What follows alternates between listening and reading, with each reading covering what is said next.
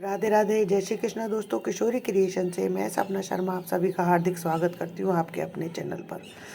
दोस्तों, आज के वीडियो में मैं आपको ज्येष्ठ मास में जल के दान की महिमा की कहानी सुनाऊंगी। एक गांव में एक सेठ दंपत्ति रहा करते थे। सेठ जी के कोई संतान नहीं थी और सेठ जी की पत्नी जो है दिन रात पूजा पाठ में ही लगी रहती थी। सेठ जी बहुत धनवान थे, लेकिन संतान न होने के कारण दोनों जने बहुत उदास रहते थे। सेठ जी के घर में एक नौकर रहता था।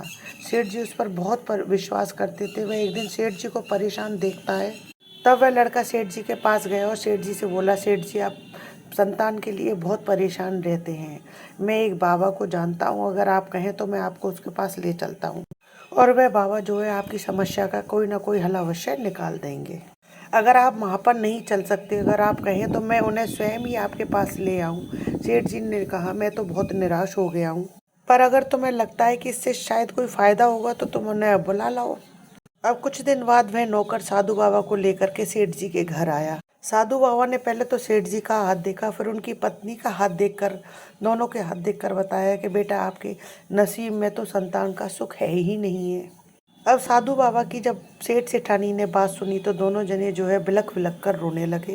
अब सेठ सेठानी जो है साधु बाबा के पैरों में गिर पड़े और उनसे कहने लगे कि बाबा, कोई तो उपाय होगा, आप मेरे संतान दे दीजिए, मैं बदले में आपको अपनी सारी धन संपत्ति देने के लिए तैयार हूँ। तब साधु महाराज बोले कि बेटा, धन दौलत से संतान का सुख नहीं खरीदा जा सकता। पूर्व जन्म में तुम्हारे कर्म कुछ ऐसे रहे हैं कि जो इस कारण जो है तुम्हें इस जन्म में संतान का सुख नहीं मिल पा रहा है। तब सेठ जी ने हाथ जोड़कर साधु बाबा से बोला कि साधु बाबा, पिछले जन्म में हमसे ऐसी क्या गलती हो गई जो हमें इस जन्म में संतान का सुख नहीं मिल रहा है। तब साधु बाबा ने कहा कि तुम पिछले जन्म में जो है एक पुजारी थे और तुम्हारे घर में एक कन्या ने जन्म लिया। पुत्र के स्थान पर कन्या होने के कारण तुम जो है अपनी कन्या से हमेशा नफरत करते रहे।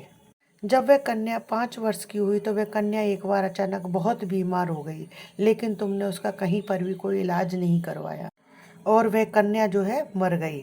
भगवान की दिन रात पूजा करने के कारण जो है तुमको धन वैभव संपत्ति की तो प्राप्ति हो गई, परंतु लालच के कारण, पुत्र के लालच के कारण एक कन्या की हत्या का पाप जो है तुम पर लगा है। तो इस कन्या के हत्या का श्राप लगने के कारण जो है इस जन्म में तुम्हें संतान की प्राप्ति नहीं हो सकती। साधु महाराज की यह बात सुनकर सेठ जी और सेठानी को दोनों को जो है बहुत ही पछतावा हुआ। अब सेठ सेठानी जो है साधु बाबा के चरणों में गिर पड़े और उनके पैर पकड़ लिए और जोर जोर से बिलख कर रोने लगे और कहने लगे कि हे महाराज, आप जो है त्रिकालदर्शी हैं, आप इसका कोई उपाय तो बताइए। बाबा, इस पाप से बचने का हमें कोई तो उपाय बताइए। यदि हमें संतान सुख भी ना मिले तो भी हम कन्या के हत्या के पाप को लेकर के हम जीवित नहीं रह सकते। तब साधु बाबा ने कहा कि एक उपाय है। पूरे ज्येष्ठ मास में आप प्रातःकाल जल्दी उठ करके अपने घर से पैदल गंगा जी में स्नान करें और गंगा तट पर बैठ करके शुद्ध जल का जो है आप दान करें और प्यासे लोगों को पानी पिलाएं, तो तुम्हें इस पाप से जो है मुक्ति मिल जाएगी। ज्येष्ठ मास में जल का दान जो है महादान होता है। जल के दान से जो है मनुष्य के जन्म जन्म के पाप नष्ट हो जाते हैं। परंतु इस कार्य को जो है तुम संकल्प लेकर के पूरा करना। अगर तुम बीच में छोड़ देते हो तो तुम पाप के भागी बनते हो। अब सेठ और सेठानी इन दोनों ने जो है पूरे ज्येष्ठ मास में प्रातःकाल जल्दी उठ करके स्नान किया और पूरे महीने जो है जल का दान किया। ज्येष्ठ मास में गंगा स्नान और जल के दान के पुण्य से जो है उनका कन्या हत्या का जो पाप लग रहा था वह समाप्त हो गया। अब ठीक 1 साल बाद जो है सेठ सेठानी के घर में एक सुंदर कन्या का जन्म हुआ।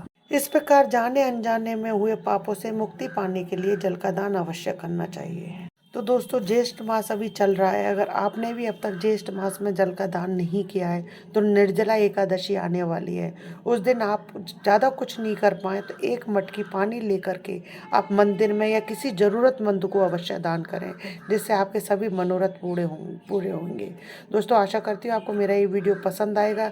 यदि आपको मेरा ये वीडियो पसंद आए तो प्लीज़ मेरे वीडियो को ज़्यादा से ज़्यादा लाइक और शेयर करें। यदि आप मेरे चैनल पर नए हैं तो चैनल को सब्सक्राइब करना ना भूलें। पास ही में बेल आइकन को दबाएं, जिससे मेरे आने वाले हर नए वीडियो का नोटिफिकेशन आपको मिल जाए। जय श्री कृष्ण दोस्तों।